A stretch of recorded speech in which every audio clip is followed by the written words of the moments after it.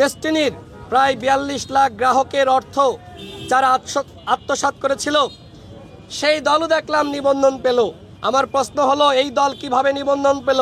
ভারতীয় আধিপত্যবাদী শক্তির বিরুদ্ধে যিনি সবসময় রাজপথে লড়াই করেছেন, আপনাদের পরিচিত মুখ, আমাদের আমজনতা দলের সদস্য সচিব তারেক রহমান ভাই, তিনি প্রায় ২০ ঘন্টা ধরে নির্বাচন কমিশনের মূল ফটকের সামনে অনশন করছেন। আমরা রাজপথে তার বিভিন্ন সময় আন্দোলন সংগ্রাম দেখেছি।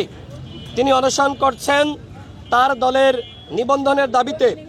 আমরা দেখেছি গতকাল ৩টি দলকে নিবন্ধন দেওয়া হয়েছে, এর মধ্যে এনসিপি নিবন্ধন পেয়েছে, আমরা তাদেরকে শুভকামনা জানাই। কিন্তু আরও বাকি 2টি দল কিভাবে নিবন্ধন পেয়েছে সেটি নিয়ে প্রশ্ন আছে। আমরা মনে করি নিবন্ধন পাওয়ার ক্ষেত্রে 1 নম্বর শর্ত হতে হবে রাজপথের সক্রিয়তা।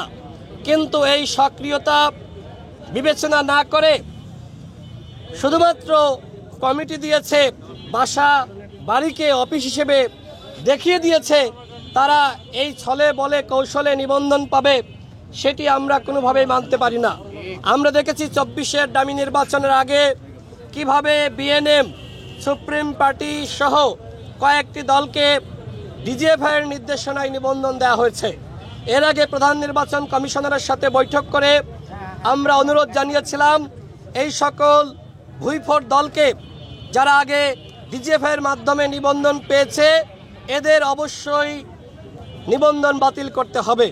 তাদেরকে বাতিল করা হয়নি, উল্টো আমরা দেখলাম গণ অভ্যুত্থানের পরে রাজপথের সক্রিয় দলগুলোকে নিবন্ধন দেওয়া হয়নি, এনসিপিকে দেওয়া হয়েছে। আমরা শুভকামনা জানাই। কিন্তু আরও 2টি দল, বিশেষ করে ডেস্টিনির প্রায় ৪২ লাখ গ্রাহকের অর্থ যারা আত্মসাৎ করেছিল, সেই দলও দেখলাম নিবন্ধন পেল। আমার প্রশ্ন হলো, এই দল কিভাবে নিবন্ধন পেল? 24-এর গণ অভ্যুত্থানের আগে আমরা এই দলকে কখনোই রাজপথে আমরা দেখি নাই। আমরা কখনোই দেখি নাই গণ অভ্যুত্থানের সময় তারা আসলে আন্দোলন সংগ্রাম করেছে। হঠাৎ করে জেল থেকে বের হলো, দল গঠন করলো, কমিটি দিল, বাসা বাড়িকে অফিস হিসেবে দেখিয়ে দিল, তারা নিবন্ধন পেল। কিন্তু তারেক রহমান, যাকে আপনারা সকলে চিনেন, রাজপথের চালাময়ী বক্তব্য সকলে শুনেছেন, সবসময় সংগ্রাম করেছেন, এমনকি তিনি একাই মাইক হাতে সবসময় ভারতীয় পণ্য বর্জনের স্লোগান দিয়েছেন, পণ্য বর্জন করার আহ্বান জানিয়েছেন। এই গণ অভ্যুত্থানের সময় তারেক রহমান কিভাবে বিজিবির ট্যাঙ্কের সামনে দাঁড়িয়ে গিয়েছিল, কিভাবে বাঁশের লাঠি হাতে দেশের জনগণকে নেমে আসার আহ্বান জানিয়েছিল।